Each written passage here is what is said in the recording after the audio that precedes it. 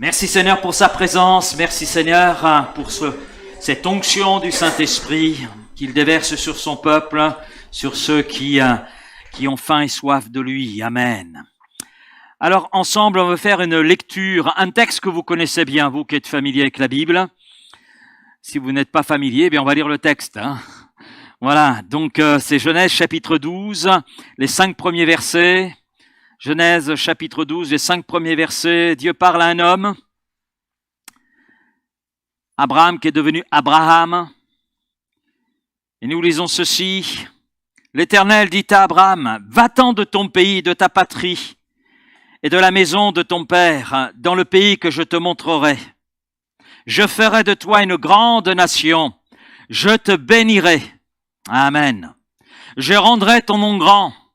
Tu seras une source de bénédiction. Alléluia. Je bénirai ceux qui te béniront et je maudirai ceux qui te maudiront.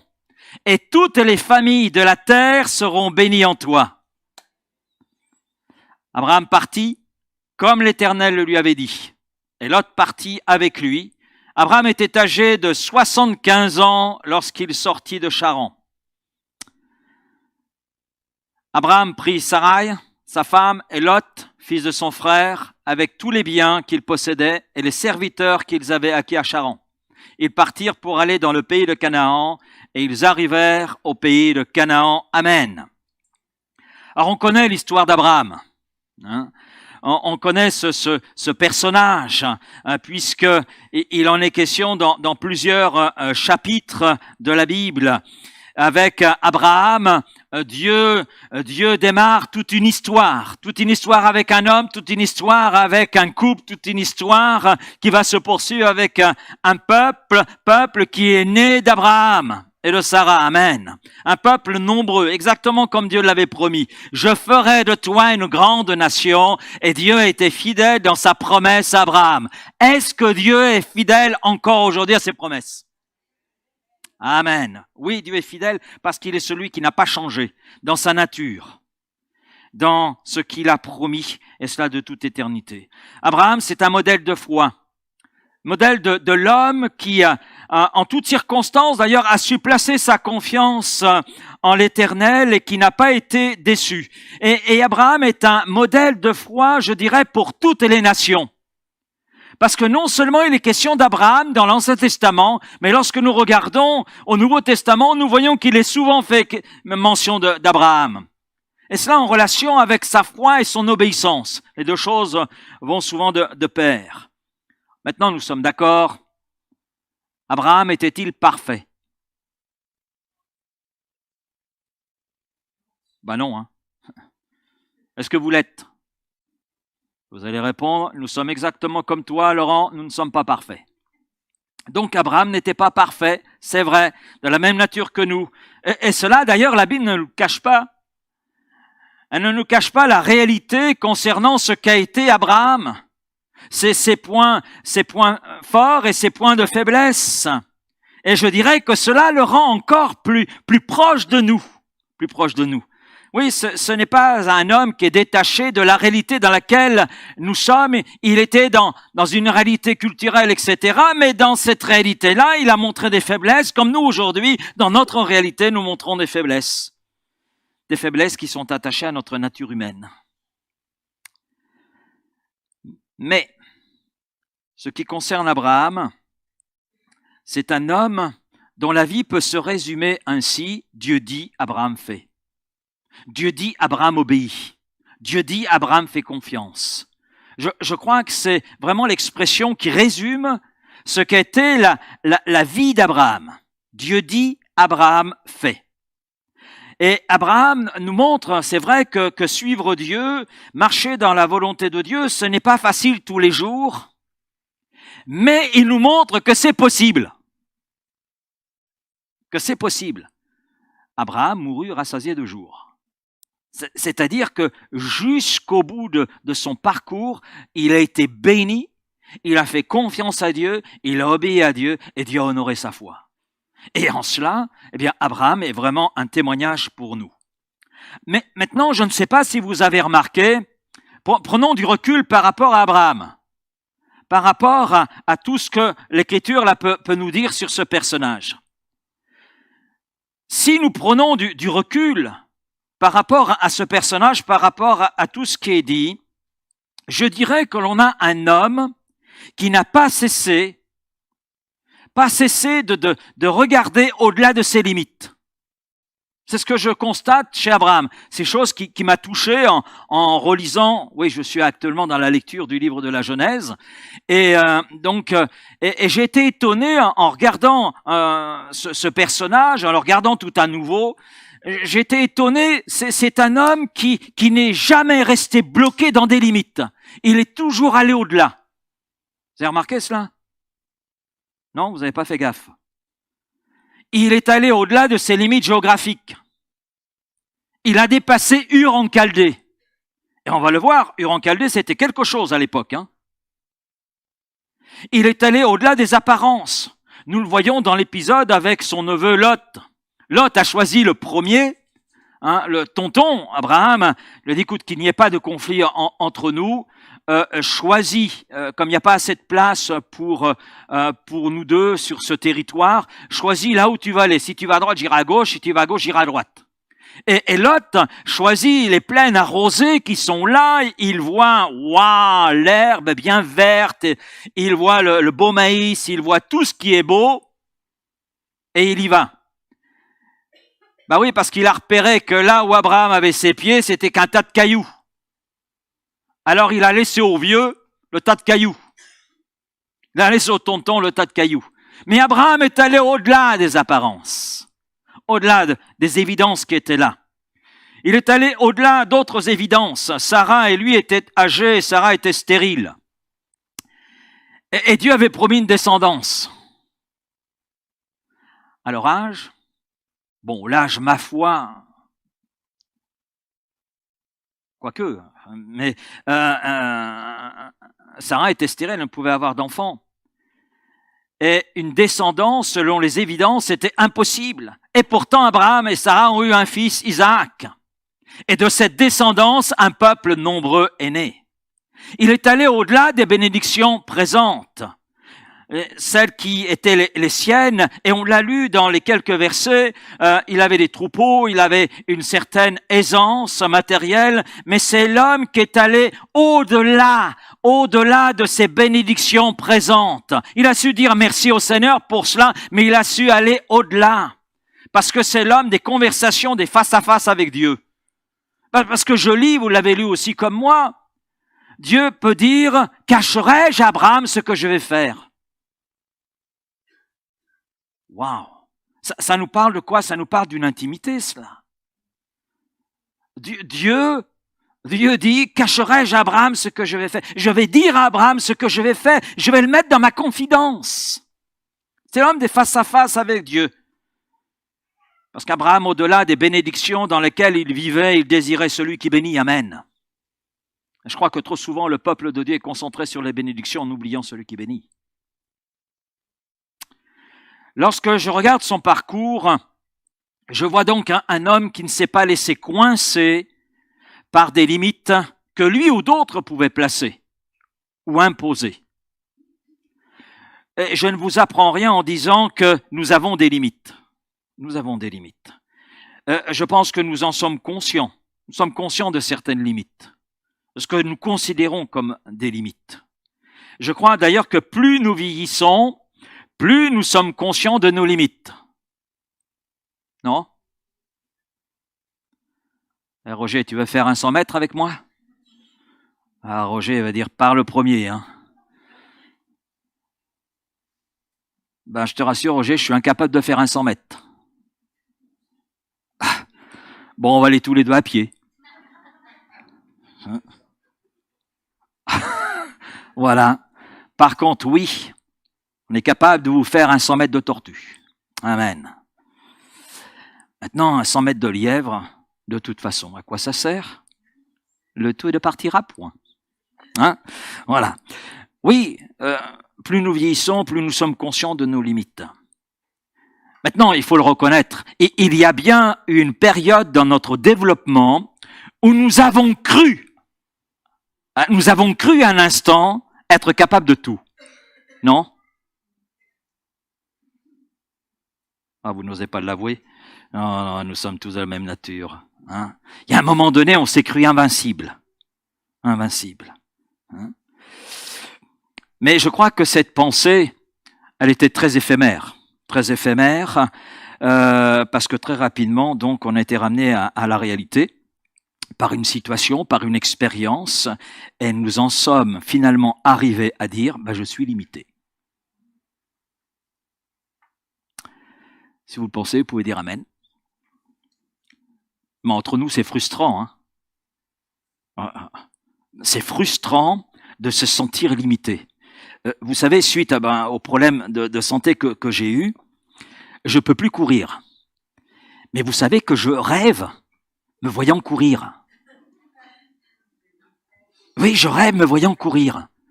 Et je vous assure, c'est frustrant. Oui, parce qu'à une époque, je faisais les 12-13 km dans l'heure. Mais aujourd'hui, il me faut une journée. Hein. Parce que je ne peux plus courir. Et c'est frustrant de sentir ces limites. Surtout quand vous aimez la course à pied. Voilà. Donc vous êtes obligé d'aimer la marche. Mais c'est frustrant de devoir marcher alors que vous voulez courir. Mais vous voulez courir, mais vous savez que vous êtes limité physiquement, vous ne pouvez pas. De toute façon, si vous essayez, vous allez faire rire tous ceux qui sont autour de vous, parce que si vous courez, il semble que c'est un hippopotame qui est en train de courir dans un stade pour faire un 100 mètres. Ouais, c'est frustrant, limité dans son corps, des douleurs sont là. Les douleurs sont là, nous disant, pas trop vite. Pas trop vite. Limité intellectuellement, je comprends pas ce qu'il est en train de dire. Limité géographiquement, je suis ici, j'aimerais bien être aux îles Baléares. Non? Moi je suis très bien à Vitrolles. Limité dans bien des domaines. Matériel, spirituel, etc. En regardant Abraham, je vois un homme qui, en raison de sa foi, est allé au-delà d'un bon nombre de limites. Et nous allons ensemble regarder son parcours, juste un espace de son parcours, en retirer les instructions pour notre vie personnelle. Le premier point, et ça va être le seul point d'ailleurs que je vais aborder ce matin, c'est aller au-delà des limites d'un lieu. Dieu dit à Abraham, va-t'en de ton pays, de ta patrie, de la maison de ton père, dans le pays que je te montrerai. Et Abraham partit comme l'Éternel le lui avait dit, et Lot partit avec lui. Abraham était âgé de 75 ans lorsqu'il sortit de Charan. La première chose que nous relevons, c'est que Dieu lui demande d'aller au-delà des limites d'un lieu dans lequel il se trouve. Ce lieu dans lequel il se trouve, c'est Ur en Chaldée. Et il nous faut comprendre qu'à cette époque, Ur en Chaldée, c'est en Irak aujourd'hui, était une civilisation en avance sur son temps. Sarah était dans un confort maxi pour l'époque. L'eau courante, il y avait tout ce qu'il fallait. Les découvertes archéologiques, d'ailleurs, démontrent toute cette réalité concernant Ur en Chaldée. Donc, Abraham et Sarah étaient dans un confort matériel. Et le texte nous montre qu'Abraham connaissait la réussite matérielle. Il avait atteint un réel niveau de confort. Et puis voilà, Dieu arrive. Oh mince, pourrait pas arriver plus tard. Quelquefois, nous sommes comme ça avec Dieu. Hein. Oui. Non, je suis le seul comme ça. Bon, oui, c'est vrai que je suis unique, mais je vous rassure, vous aussi. Nous sommes tous uniques, heureusement. Alors Dieu arrive et lui dit, va-t'en. Oh, oui, va-t'en de ton pays, de ta patrie, de la maison de ton père, dans le pays que je te montrerai. Dieu ne lui dit pas d'aller dans la ville voisine. Hein. Va-t'en de ton pays, des limites qui sont les tiennes, de ta patrie, de ce que tu connais bien, de la maison de ton père, de tout ton confort, et dans le pays que je te montrerai. Voilà ce que Dieu lui dit, va-t'en. Va-t'en au-delà de ce que tu connais, de ce que tu vis, de ce que tu vois, de ta culture, de ta langue, de tes amis, de tes repères, de tout ce qui t'est connu. Quitte tout cela. Et dans un moment comme celui qu'Abraham est en train de vivre là avec Dieu, Je pense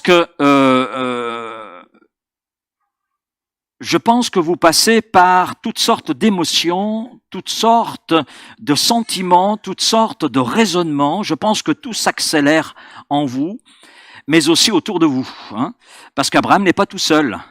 Eh oui, il y a Madame. Parce que ce que Dieu dit à Abraham ne s'adresse pas simplement à Abraham. Le plan que Dieu a pour Abraham concerne aussi Sarah, parce que le plan de Dieu ne peut pas s'accomplir avec Abraham seul.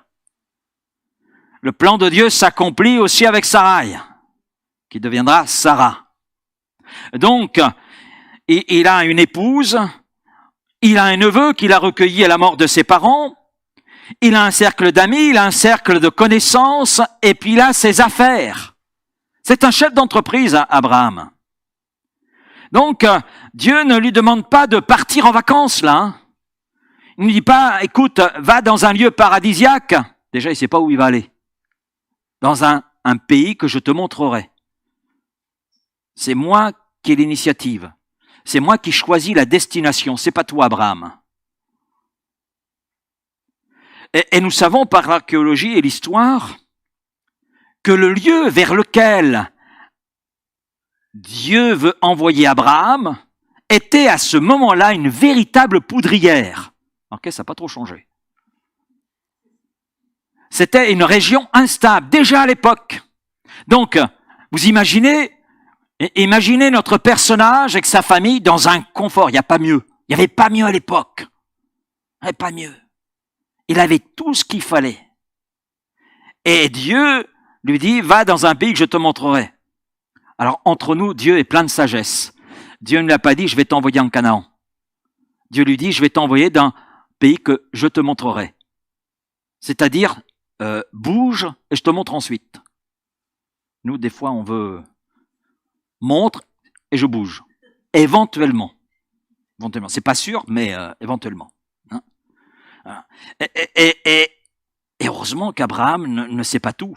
Oui, parce que c'est à l'époque une véritable poudrière, une région instable en raison de conflits permanents entre divers roitelets qui gouvernaient certains territoires, des roitelets assoiffés de pouvoir et d'expansion. Tiens, ça n'a pas changé d'ailleurs. Et je peux en partie comprendre ce qui aurait pu, ou ce qui aurait pu aussi se passer dans le cœur, dans l'esprit de notre personnage, parce que cet appel-là me rappelle un petit peu l'appel que nous avons eu pour partir en Asie, un territoire que nous ne connaissions pas, une langue, une culture qui était très éloignée très éloignée de nous, des repères très différents, des codes de communication très différents. Voilà. Un exemple, si je vous fais ça, vous allez me dire, tu es en train de nous dire qu'on est fada, mais en Asie, ça veut simplement dire, je te comprends pas. C'est pas du tout la même chose. Hein. Je comprends pas ce que tu dis, je te comprends pas. Hein, donc, un contexte politique et spirituel, c'était plutôt très complexe. Ça le demeure aujourd'hui. Mais Abraham sait au fond de lui qu'il n'y a qu'une réponse à donner. Une seule. D'ailleurs, il ne tergiverse pas, puisqu'il nous est dit, Abraham partit comme l'Éternel le lui avait dit. Voilà. Il est parti, comme l'Éternel le lui avait dit. Et nous avons, dans l'Épître aux Hébreux, au chapitre 11, vous avez le texte sous les yeux, Abraham a cru en Dieu, alors il a répondu à son appel, il a obéi. Ça paraît tout simple, dit comme cela. Il est parti vers un pays que Dieu devait lui donner à posséder, et il est parti sans savoir où il allait. Oh, vous le suivez là, le gars?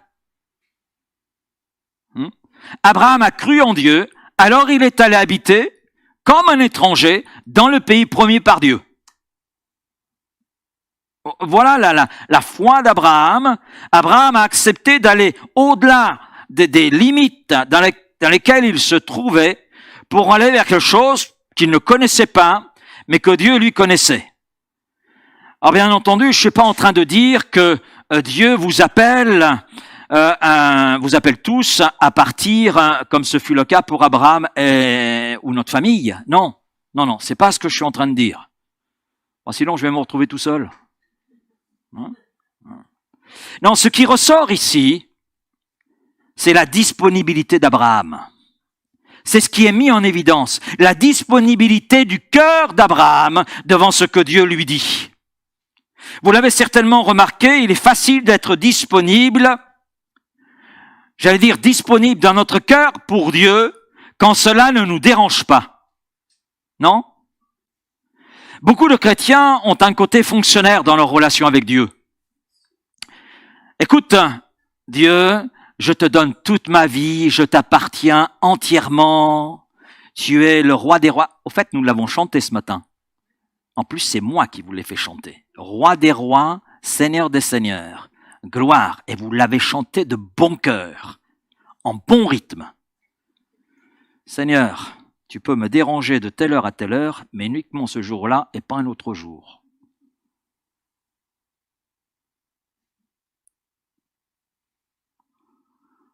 Viens surtout pas le samedi matin me déranger, encore moins le vendredi soir, parce que, en fait, je sais pas ce qu'il y a le vendredi soir, allez, j'invente. Il y a le ciné du vendredi, le film du vendredi. C'est la fin de semaine, cool. Mais Abraham ne se dit pas disponible sans l'être intérieurement, il l'est véritablement. Véritablement. Il est disponible, écoutez bien, il est disponible pour être ce que Dieu veut qu'il soit. Entièrement disponible pour être ce que Dieu veut qu'il soit. Et il est devenu le Père de tous ceux qui croient. Romains 4:11. Il est devenu le Père d'un peuple au sein duquel est né le Messie. Il est devenu le Père de ceux qui ont placé leur foi en Dieu. Il est devenu le Père d'un peuple au sein duquel est né celui qui est notre Seigneur et Sauveur. Amen. Alors la question, es-tu disponible pour être ce que Dieu veut que tu sois? Prenez le temps de réfléchir. Ensuite, Abraham est disponible pour vivre ce que Dieu veut qu'il vive. Abraham crut à Dieu et cela lui fut imputé à justice. Il fut appelé ami de Dieu. Jacques, chapitre 2, verset 23. Il fut appelé ami de Dieu. Et ce mot ami signifie un associé. D'où, au moment de Sodome et Gomorrhe, Dieu dit, cacherai-je à Abraham ce que je vais faire? Parce que Abraham est l'associé de Dieu et est un ami proche. Quelqu'un dans lequel on a confiance. On a confiance. Et Dieu a entièrement confiance en Abraham. Bien qu'Abraham n'était pas quelqu'un de parfait, mais c'était quelqu'un qui était fiable dans son cœur concernant Dieu. Dieu pouvait avoir confiance en lui. Dieu dit, Abraham fait. Et cela, Dieu le sait. Dieu le sait. Et il est appelé l'ami de Dieu. Un titre, d'ailleurs, qui n'est employé qu'au sujet d'Abraham. Aucun autre personnage biblique n'a reçu ce titre. Il y a d'autres titres qui sont donnés, mais celui-là est exclusif. Et il est question d'Abraham. Ma question, es-tu disponible pour vivre ce que Dieu veut que tu vives? Est-ce que tu crois que ce que tu vis est tout ce que Dieu veut que tu vives? Est-ce que tu crois que ce que tu es est tout ce que Dieu veut que tu sois? Ensuite, Abraham est disponible pour faire ce que Dieu veut qu'il fasse. Amen. Et Abraham fit tout ce que Dieu lui demanda. Dieu dit, Abraham fait. Et comme nous l'avons dit en début de ce message, on pourrait résumer le parcours de ce personnage en disant, Dieu dit, Abraham fait. Et dans ce que Dieu a demandé, il y a un moment donné où c'est allé un peu crescendo. Bah oui, quand le fils de la promesse est né, Dieu dit, donne-moi ton fils.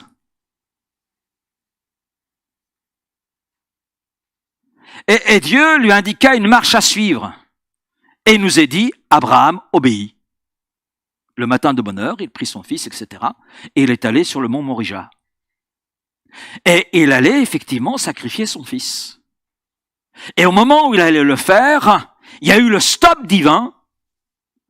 Et il y a cette parole qui retentit, je sais maintenant que tu m'aimes. Est-ce que vous croyez que Dieu ne le savait pas auparavant? Dieu le savait. Dieu le savait. Dieu le savait. Et Dieu sait plus avoir la démonstration d'amour, de foi, d'obéissance qu'Abraham a pu manifester. Waouh! Parce que Dieu se plaît dans nos actes d'obéissance, dans nos actes d'amour. Dieu se plaît. Pourquoi Dieu dit-il qu'il se réjouit au milieu des louanges de son peuple? Pourquoi Dieu dit-il qu'il honore la foi de ses enfants? Parce que Dieu, au milieu de la louange, sait que son peuple, dans ce moment-là, n'est pas tourné vers ses besoins, mais vers le Dieu Tout-Puissant, vers son Dieu.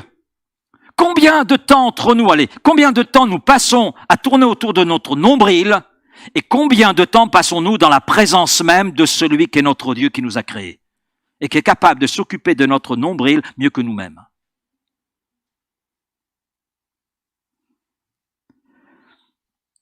Abraham était disponible pour être tout ce que Dieu voulait qu'il soit, il l'a été.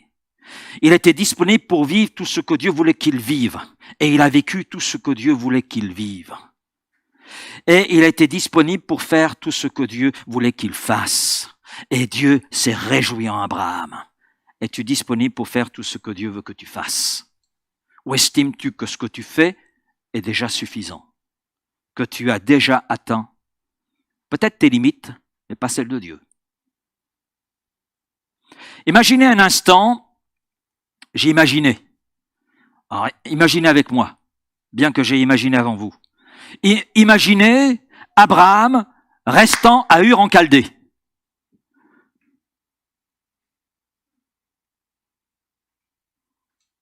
Après tout, il est béni, hein. Il est béni de Dieu, on est d'accord. Il a Ur en Chaldée, il est béni, amen, tout va bien. Seigneur, pourquoi aller plus loin? Tout va bien pour moi. Alors j'ai imaginé Abraham effectivement rester à Ur en Chaldée. Donc il serait resté dans sa petite vie, les petites villes en Chaldée, avec sa petite foi, mais avec au fond de son cœur un sentiment continuel de ne pas être ce que Dieu voulait qu'il soit, de ne pas vivre ce que Dieu voulait qu'il vive et de ne pas faire tout ce que Dieu voulait qu'il fasse. Il aurait alors vécu une vie de frustration. Parce que tout ce que je viens de décrire lui serait resté étranger. Et j'en arrive à dire, et là je sors de l'imagination, il n'y a rien de plus frustrant que de ne pas être là où Dieu nous veut, de ne pas être ce que Dieu veut que nous soyons, et de ne pas faire ce que Dieu veut que nous fassions. C'est ce que j'appelle rater sa vie chrétienne. En un mot, pour rater sa vie chrétienne, il suffit de ne rien faire.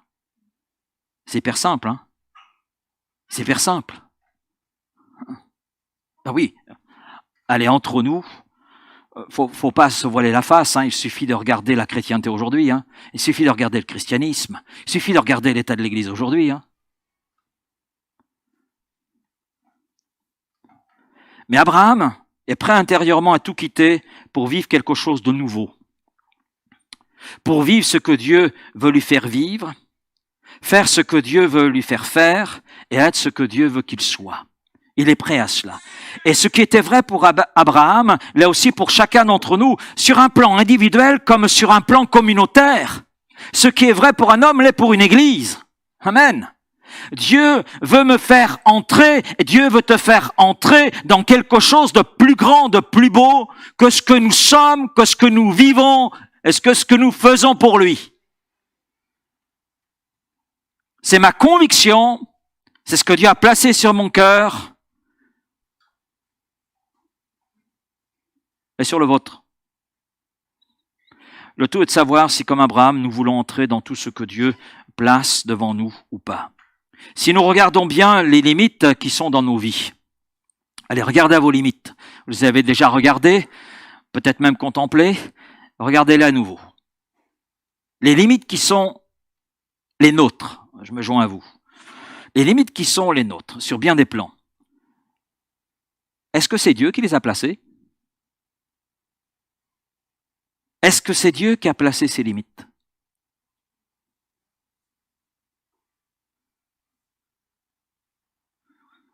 Non. Les limites qui sont les nôtres, pour bien des limites, et si je prends que les limites spirituelles qui sont les nôtres sont celles que nous avons placées. C'est pas Dieu qui a placé des limites.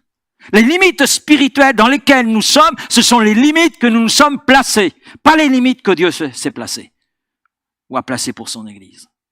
Les limites qu'une Église se place, c'est une Église qui vit dans un espace qu'elle a déterminé, elle est dans ses limites, mais est-ce que c'est les limites que Dieu lui a données? Non! Non! Parce que le champ qui est celui de Dieu, c'est le monde.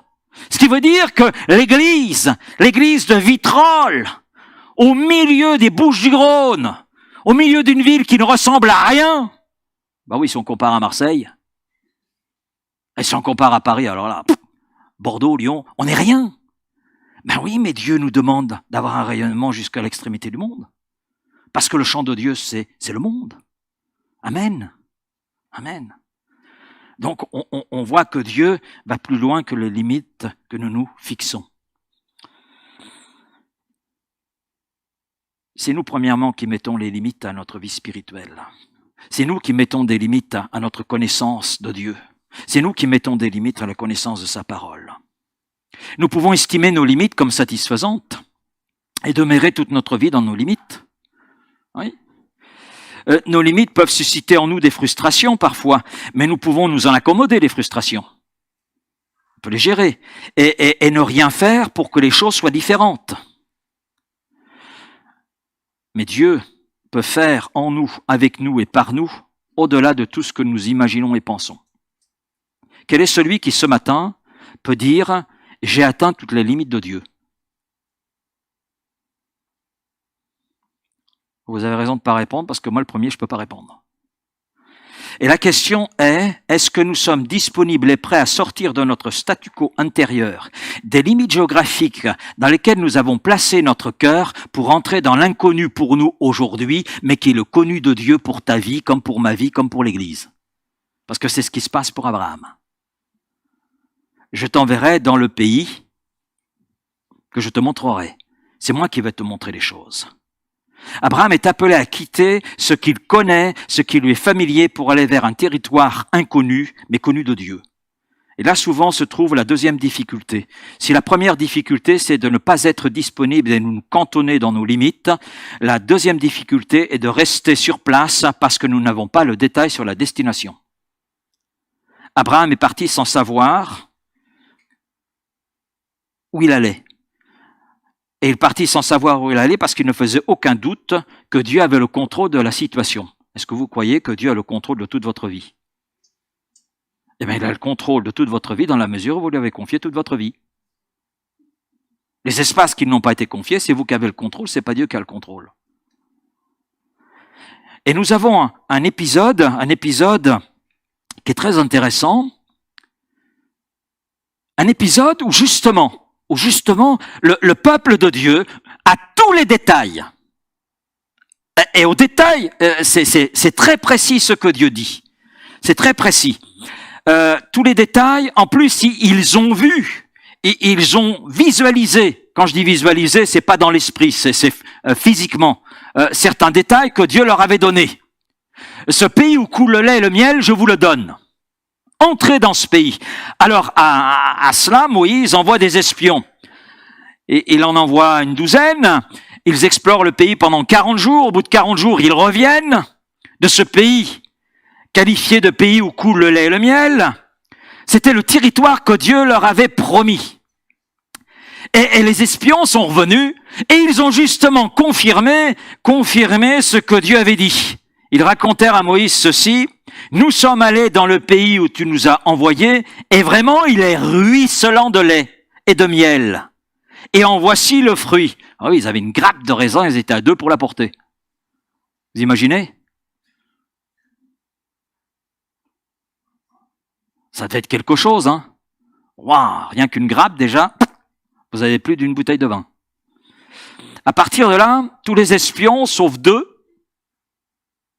décrièrent devant l'ensemble du peuple le pays qu'ils avaient reconnu. Et vous savez, et vous connaissez la suite, hein? Finalement, ils ne sont pas entrés dans la conquête. Et qu'est-ce qui s'est passé? Ils ont supporté le jugement de Dieu.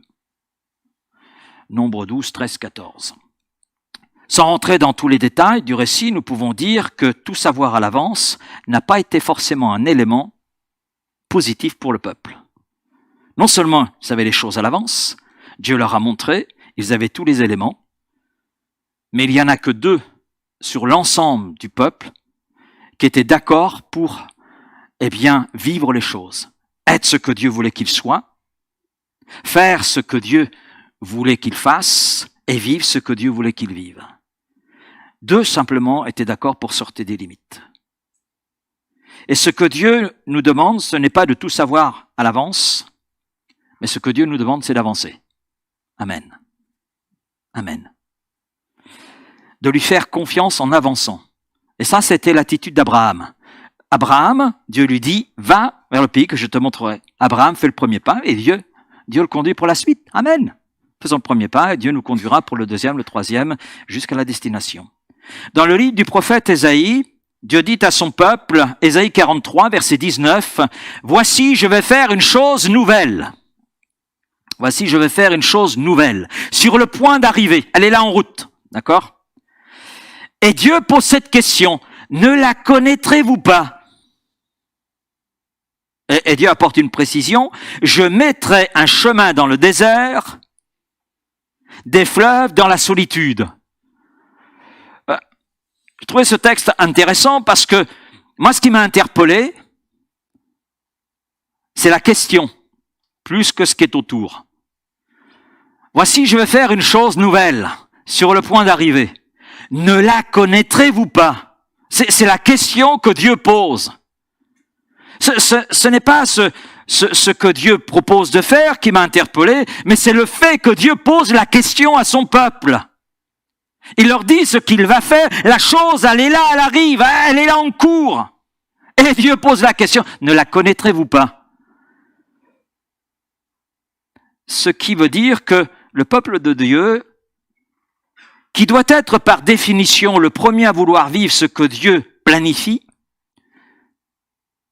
vivre les grâces découlant du trône de Dieu, en réalité, Dieu lui pose quand même la question, parce que si en théorie il devrait être le premier à obéir à son Dieu, dans la réalité, il en est tout autre. Ce n'est pas toujours vrai dans le concret.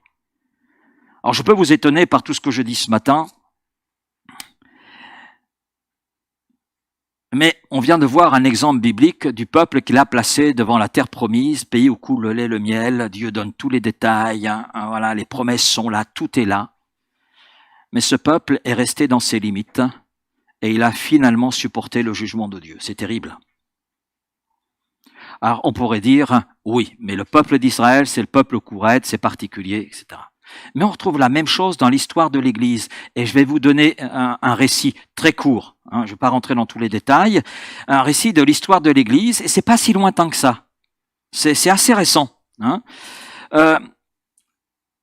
Que ce soit lors du réveil aux États-Unis, réveil de Los Angeles.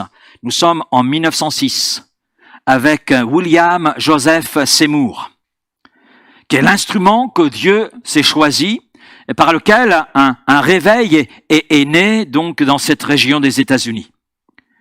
Et puis, on fait un bond en avant, on arrive en France, 1930, avec un couple d'Anglais, Douglas et Clarice Scott.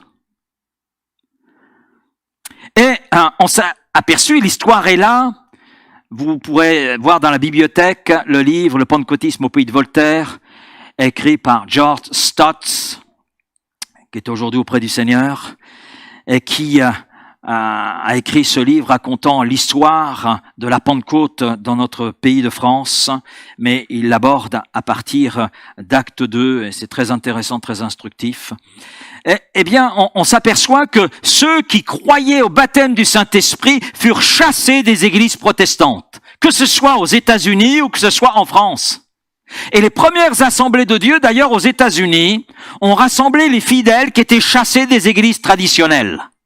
Parce que les églises traditionnelles, devant la chose nouvelle que Dieu était en train de faire, mais elle n'était pas si nouvelle que cela, puisque c'était simplement renouveler ce qui s'était passé dans Acte 3. Acte 2 et 3, le Pentecôte. Eh bien, devant cela, ne la connaîtrez-vous pas? Non, on ne veut pas connaître cela. On n'en veut pas. Et c'est comme cela que les assemblées de Dieu sont nées aux États-Unis, mais c'est la même raison qui a fait qu'en France, les assemblées de Dieu sont nées. En France, il y a eu la même chose. Si quelques églises protestantes se sont ouvertes, beaucoup ont rejeté l'œuvre du Saint-Esprit. Je me souviens, j'étais tout jeune serviteur de Dieu, et mon maître de stage m'a invité à participer à un rassemblement de pasteurs protestants. Et le sujet, c'était l'évangélisation. Et je m'y suis rendu, j'ai obéi à mon pasteur. Et donc, j'ai participé à ce rassemblement. Et ce que j'ai entendu m'a attristé. Un des pasteurs protestants, déjà âgé, a dit ceci: le jour où le Saint-Esprit fut déversé sur la France, nous, protestants, nous avons ouvert le parapluie, car devant ce qui se passait, nous ne voulions pas du réveil. Ah, c'est une parole, je m'en souviendrai toute ma vie. Et je veux m'en souvenir, je veux pas l'oublier, parce que je dis, Seigneur, la chose nouvelle que tu prépares, moi je ne veux pas passer à côté. Je veux la vivre. Je veux la vivre. Et nous voyons donc qu'il n'y a pas si longtemps que cela, des églises, des dénominations, des chrétiens ne voulurent pas, principalement par peur, pour ne pas aller au-delà de leurs limites, entrer dans tout ce que Dieu voulait qu'ils soient, voulait qu'ils vivent, voulait qu'ils fassent. Je dirais que comme hier, Dieu pose la question à son Église, et il la pose à chacun d'entre nous ce matin. Voici, je vais faire une chose nouvelle sur le point d'arriver, ne la connaîtrez-vous pas? Abraham a entendu pour sa vie l'invitation de Dieu, l'ordre de Dieu, parce que c'est plus qu'une invitation, c'est un ordre. Va-t'en, va-t'en. Et il a accepté de sortir des limites dans lesquelles il était. Et toi, mon frère, ma sœur, et moi avec toi, nous, en tant qu'Église, est-ce que nous voulons sortir des limites que nous nous sommes fixées? Est-ce que nous voulons sortir des limites que nous nous sommes fixées pour être tout ce que Dieu veut que nous soyons, qui va au-delà de ce que nous sommes, pour vivre tout ce que Dieu veut que nous vivions, qui va au-delà de ce que nous vivons, et pour faire tout ce qu'il veut que nous fassions, qui est bien au-delà de tout ce que nous faisons aujourd'hui? Est-ce que nous voulons sortir des limites qui sont les nôtres, des limites que nous nous sommes fixées dans notre vie spirituelle, voire même dans d'autres domaines?